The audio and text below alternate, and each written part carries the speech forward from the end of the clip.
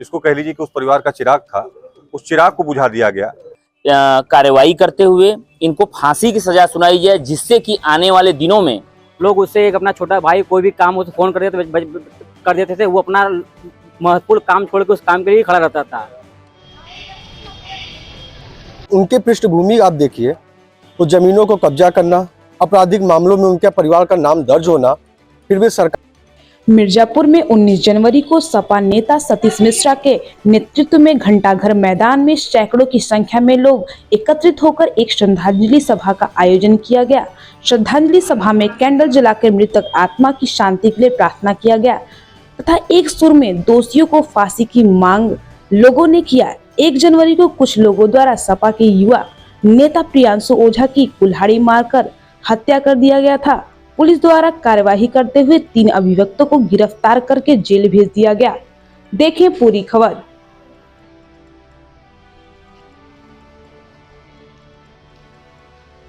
जी, अपना परिचय बताइए। जी, मेरा नाम सतीश मिश्रा है। घंटाघर परिषद में आप लोग आए हैं, क्या करना है?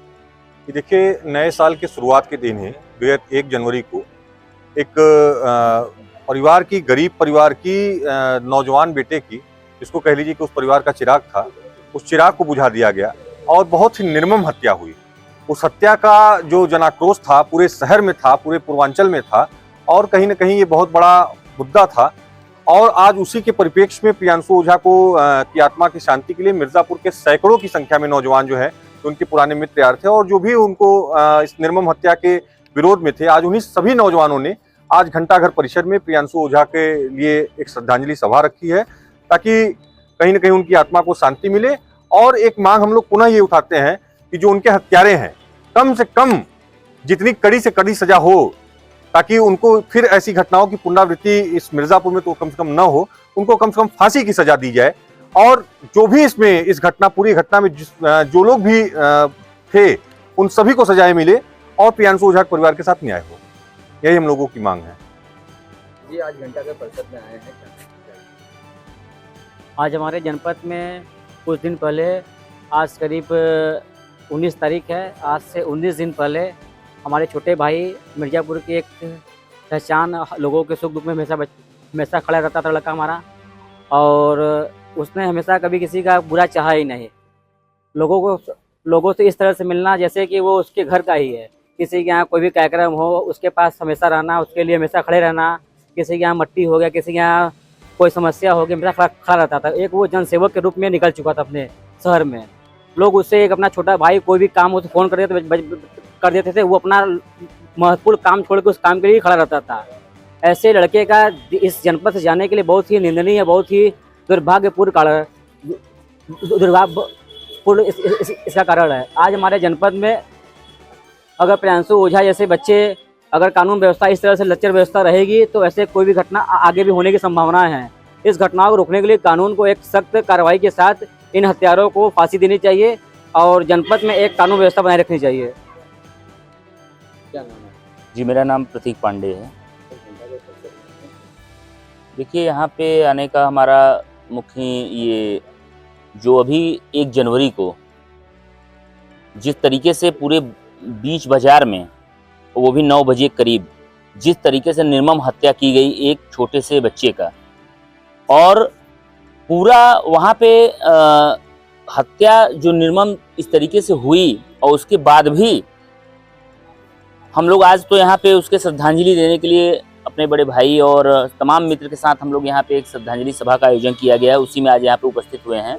मगर मैं यहाँ पे यही कहना चाहूँगा कि यहाँ पे हम लोग श्रद्धांजलि देने के साथ साथ हम ये आशा करते हैं, उम्मीद करते हैं कि ऐसे कर्म करने वाले अपराधी की जितनी जल्दी हो सके, चाहे वो फास्ट ट्रैक हो, तत्काल प्रभाव से इस पर कार्रवाई करते हुए इनको फांसी की सजा सुनाई जाए, जिससे कि आने वाले दिनों में कोई भी अपराधी इस तरीके का कर्म करने से पहले 20 बार सोचे कि ये घटनाएं कितनी निर्मम तरीके से हत्या हुई है। आज वो छोटा युवा, अभी उसकी बहुत उम्र नहीं थी, वो सबसे इतना मिलजुल चुका था, जिसके लिए हर एक युवा वर्ग और हर एक इंसान के अंदर दर्द है।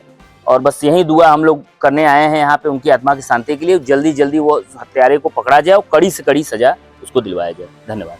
जी, क्या नाम है आपका? मैं रोहित त्रिपाठी। आज घंटाघर परिसर में आए हैं। घंटाघर परिसर में हम सारे मित्र भाई एक साथ जुटे हैं ओझा जी के श्रद्धांजलि सभा में। ये बड़ा दुखद घटना हुआ था, जिसके वजह से सबको पीड़ा है, कष्ट है, जिसके वजह से हम लोग एकत्रित हुए हैं। ये घटना बहुत ही कष्टदायक घटना थी और उस परिवार ने इतना बुरी तरीके से हत्या किया है जिसका कोई बर्दाश्त करने योग्य तो कोई बात ही नहीं है। आप ये समझिए कि इस हत्या को अंजाम देने वाला और हत्या के पीछे साजिश करता आज भी साजिश करता घूम रहा है।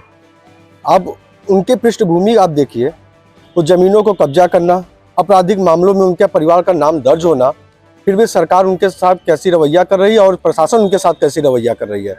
इस चीज़ों को सोचिए आप। और आज उनके पूरे जितने भी साथी हैं, क्या ये एक दो लोग के बस का बात नहीं है निर्मम हत्या, इसके पीछे उनके कई साथी रहे होंगे। क्यों अपराधी खुलेआम घूम रहे हैं ये नहीं समझ में आ रहा है। प्रशासन क्या चाह रही है, उसका मंशा क्या है, ये नहीं समझ में आ रहा है। हम तो यही मांग करेंगे उसको फांसी की सजा मिले और साजिशकर्ताओं को भी कड़ी से कड़ी सजा मिले, बस यही कहना है।